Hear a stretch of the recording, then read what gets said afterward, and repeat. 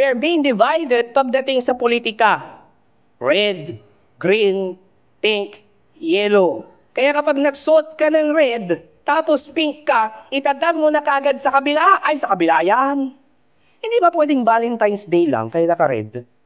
O kaya birthday niya, sasabihin mo, lahat ng mga Marcos loyalists, maka-BBM, bobo. O mga DDS, Duterte supporters, Dutertards. O kaya mga Leni supporters, Lugaw, Pinklawan. O kaya mga taga-Liberal Party, Dilawan. Alam niyo, nakakalungkot pakinggan yun. Tapos feeling mo, pag sinasabi mo yon, ikaw ang tama.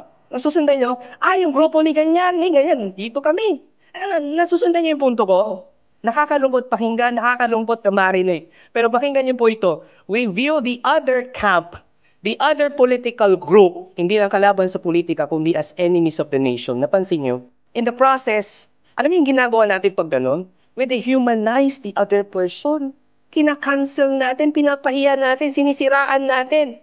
Sinisiraan natin ang moral, iniinsulto natin. Maski minsan nga kapamilya na natin, pero ibang political color, kasama mo na sa church, ibang political color, wala.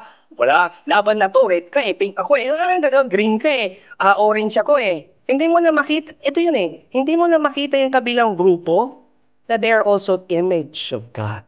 But Paul, through Ephesians, ang sabi niya, we listen to those we don't agree. Kasi may mga rason o pinanggagalingan niyang mga yan kung bakit ang political views nila ganon.